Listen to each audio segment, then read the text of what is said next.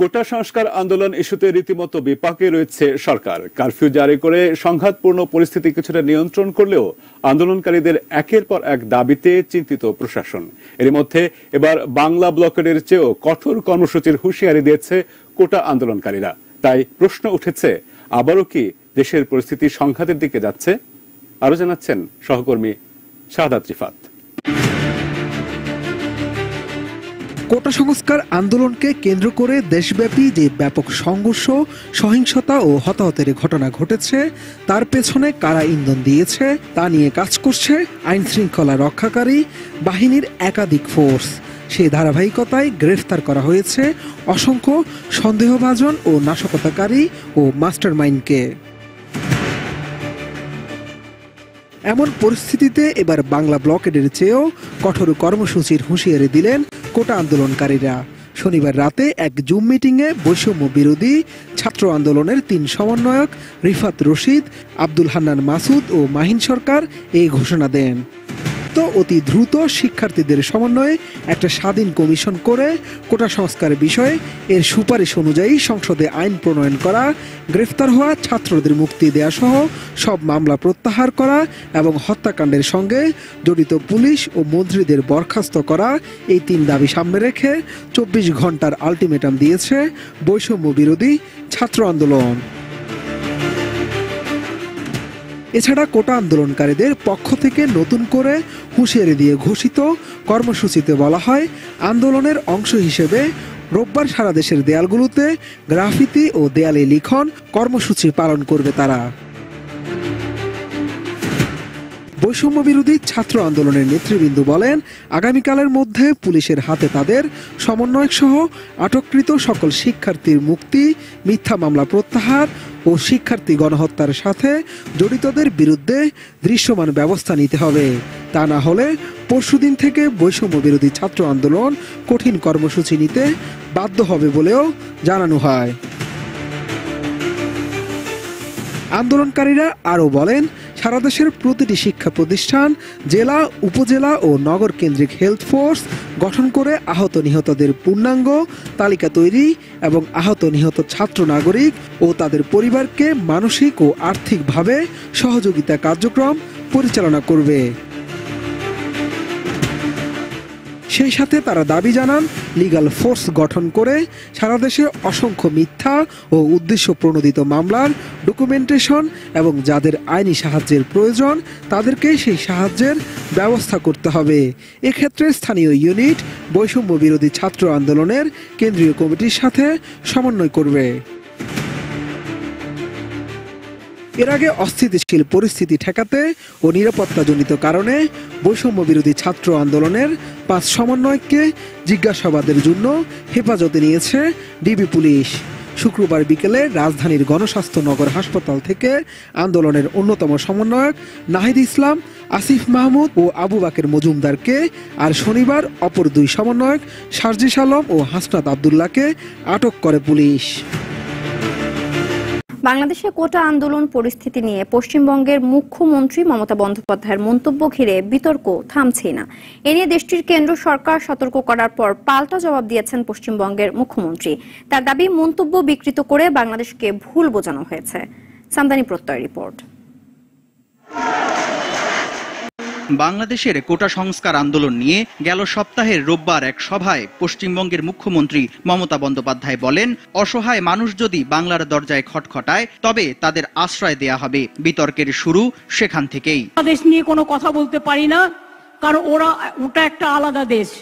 যা বলার India government বলবে, আমি বলতে পারি না। কিন্তু আমি এটুকু বলতে পারি, অসহায় মানুষ যদি বাংলায় দরজা খটখটানি করে আমরা তাদের আশ্রয় নিশ্চয়ই দেব। রাজ্য সরকার এমন অবস্থান নিতে পারে কিনা প্রশ্ন ওঠে তা নিয়ে। মমতার মন্তব্যের প্রতিবাদ জানায় বাংলাদেশ, দিল্লিকে চিঠি দেয় ঢাকা। পররাষ্ট্রমন্ত্রী বলেন, তার মন্তব্যের জেরে বিভ্রান্তি ছড়িয়েছে।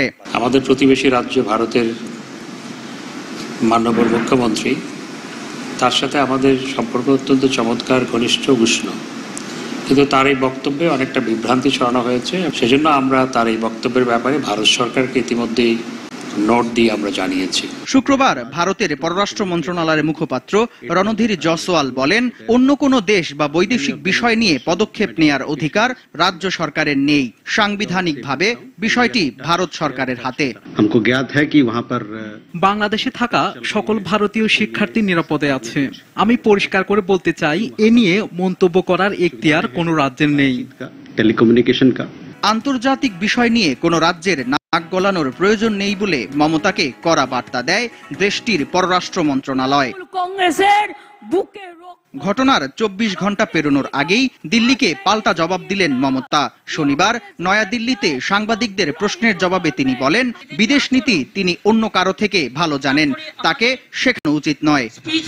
পাঠাতে বলেছিল 7 দিন আগে। মমতা এখন বলছেন, বাংলাদেশ নিয়ে তার মন্তব্য বিজেপি নেতারা বিকৃত করেছে এবং বাংলাদেশকে ভুল বোঝানো হয়েছে।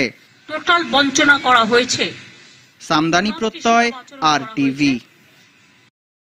যারা ছাত্রলীগপন্থী অফিসার তারা ইচ্ছা মতো ফুটবলের মতো, আমি একটা ফুটবল ডিবি কার্যালয়, আমি একটা ফুটবল ছিলাম, এইটুকু আপনাদেরকে বলি। আমাকে তো বাঁচতে দিবেন, আমাকে বলছে পঙ্গু করে দিবে ইলিয়াস আলীর মতো। সুস্থ শরীর, এই যে দাগ এখনো এই শুকায় নাই, এই এখনো শুকায় নাই। অনেকের কাছে মুসলেকা চায়, মুসলেকা যে বাইরে যেন রাজনীতি না করে। আর আমাকে বিশেষ করে, আমি কেন নির্বাচনে গেলাম না, 12 কোটি টাকা আমার অফার দিয়েছে, স্বরাষ্ট্রমন্ত্রী বাসায় নিয়ে গেছে।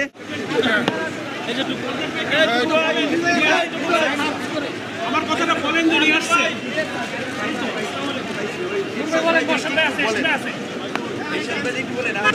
রিমান্ডে নিলে ব্যাপক টর্চার, ঝুলাইয়া গরু ছাগলের মতো ঝুলাইয়া কারেন্টের শক দেয় এবং সিনিয়র জুনিয়র নাই, চট থাপ্পড় গরুর মতো হাত পাও বাইন্দা পিটাইতেছে। বারবার রিমান্ডে নিলে আরো টর্চার করবে। আপনারা আইনগতভাবে বলেন, রিমান্ডে নিলে যে রিমান্ডের যে নির্দেশনা, যে একজন ম্যাজিস্ট্রেট রিমান্ডে একজন ম্যাজিস্ট্রেট যে উপস্থিত থাকা অবস্থায় যে কথা বলবে সেইভাবে ব্যবস্থা করতে, টর্চার করে সবাইকে ব্যাপক মাত্রায়, যেন রাজনীতি না করে। অনেকের কাছে মুসলেকা চায়, মুসলেকা যে বাইরে যেন রাজনীতি না করে। আর আমাকে বিশেষ করে, আমি কেন নির্বাচনে গেলাম না, 12 কোটি টাকা আমার অফার দিয়েছে, স্বরাষ্ট্রমন্ত্রী বাসায় নিয়ে গেছে, তারপর আমি কেন নির্বাচনে গেলাম না, শেখ হাসিনাকে নিয়ে গালিগালাজ করি, বক্তব্য দেই সরকারকে নিয়ে। এই কারণে আমাকে যারা ছাত্রলীগপন্থী অফিসার তারা ইচ্ছা মতো ফুটবলের মতো, আমি একটা ফুটবল ডিবি কার্যালয়, আমি একটা ফুটবল ছিলাম, এইটুকু আপনাদেরকে বলি। এখনো যদি আমার সুস্থ শরীর, এই যে দাগ এখনো এই শুকায় নাই, এই এখনো শুকায় নাই। আপনারা একটু তো বলেন অন্তত, রিমান্ডে যে আমরা এই সরকারের পতন ছাড়া আমাদের বাঁচার এবং জাতির মুক্তির পথ নাই। সরকার পতন না হওয়া পর্যন্ত